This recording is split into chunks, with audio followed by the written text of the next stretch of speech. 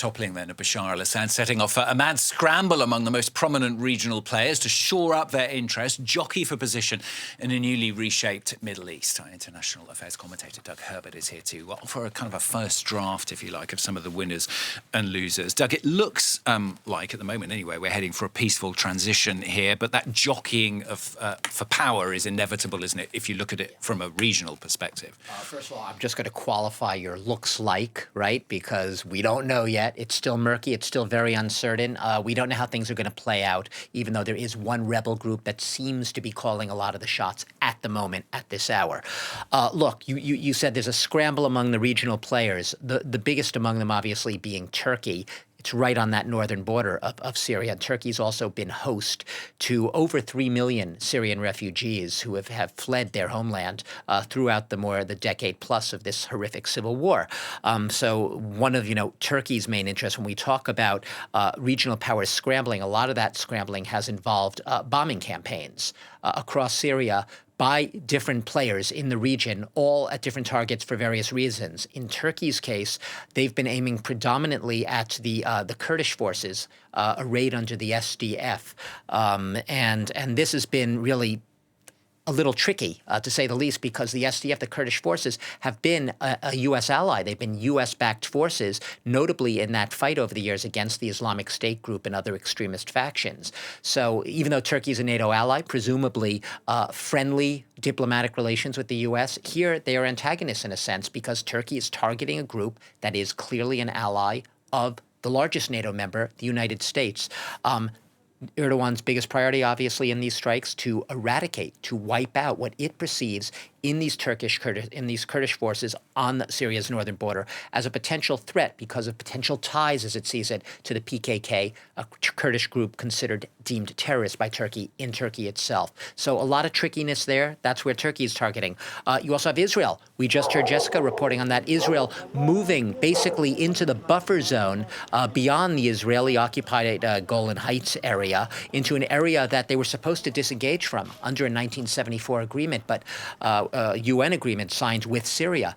What's happening there? Israel's bombing reportedly hundreds of military sites and other targets throughout Syria to try to decimate, to try to prevent the possibility of chemical weapon sites, weapons depots, as Israel would say, falling into the wrong hands. So Israel has very clear interests in this region in making sure that its, as Netanyahu would see it, its own national security is assured at a very unstable, chaotic time in Syria on its border, near its border there. And finally, the United States. The United States has been on a little bit of a bombing run as well. It has been going after targets, the Islamic State group targets. You might think that the ISIS has gone away over the years because it was decimated, about 5, 6, 7 years ago in Iraq and Syria. But little patches of it have remained, and there are 900 Pentagon troops still based in northeast Syria, and they have been taking aim at a lot of these little residual holdout bastions of the Islamic State group in Syria itself, mostly in sort of central Syrian areas. So all different targets,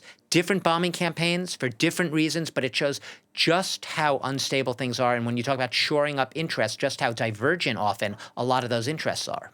Doug, just before I ask the next question, I'm just going to let our viewers know that we're going to take you shortly, in fact, to listen to the UN envoy for Syria, Geir Pedersen, who's about to speak in Geneva. So as soon as he does that, we'll interrupt Doug to talk about that. In the meantime, Doug, let me ask you about Vladimir Putin. Russia not acknowledging this as a setback, but it is, isn't it? Its state media is not openly acknowledging this and saying, well, yes, Vladimir Putin now has egg on his face. This is a big diplomatic blow to him. What they are doing, however, is they are issuing, and this shows that Russia is not too happy with the situation as it's evolved. Remember, Russia was, thanks to Russia, Bashar al-Assad survived in power long before many people thought he would. A lot of us had counted him out, said his days were numbered back in 2015. What happened very propitiously for Assad back then was the arrival of Russian aerial power, naval air bases along the Mediterranean coast, Latakia, Tartus, and also a military presence in southern Syria as well. All of that helped essentially to prop up Bashar Assad. It is with the weakening of Iran's proxy, Hezbollah, and also Turkey's own sort of campaign as well, which was often sometimes at odds with Russia's. Russia saw its interest and its position weakening in Syria. Right now, what Putin is basically doing is he's issued, the Kremlin's issued a warning basically against anyone striking at. There would be a harsh response, he said, if anyone tried to jeopardize Russia's own military interests in those Mediterranean towns and cities I was just mentioning, where it has naval aerial assets. So it's clearly worried about that. And it's also trying to, right now, it's obviously granted Bashar Assad asylum on what it says are humanitarian grounds, but it's also hoping at the same time, as is Iran, to try to keep lines of communication open to these new rebels to try to avoid burning all its bridges in the region. It is hard to avoid the conclusion that this is a major setback to Russia's footprint in the Middle East region, the influences it was exerting via its Syrian foothold. Doug, let's show you our viewers some images, if we can, then, of that press conference, which is about to start happening in Geneva. Yeah. Geir Pedersen preparing there to speak as the UN envoy for Syria. We'll break off and show you that as soon as it happens.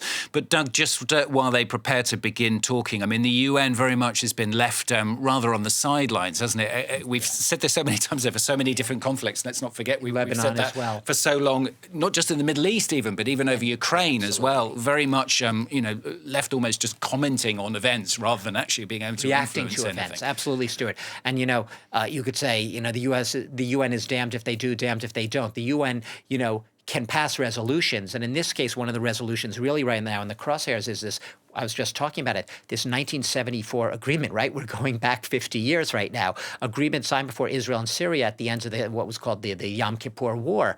And it was to call for disengagement of both sides, literally a deconfliction in this flare-up of tensions along the Israeli-occupied Golan Heights. And basically what the UN is really concerned about right now is what they see as a potential flagrant violation of this accord by Israeli troops. Now, Netanyahu has stated, the Golan is Syria's, this territory is now Syria's for eternity, the occupied Golan Heights, what the world calls the occupied Golan Heights. But right now, Israel's military troops are actually beyond simply that annexed territory. They have actually entered into a buffer zone that had formerly been occupied by Syrian military forces. The Israeli government saying that they're only there on a temporary basis. This is not something they intend to set up a permanent base there. They're just there to ensure that buffer is secure, that the chaos won't spill over and jeopardize Israel's own national security interests. Doug, let's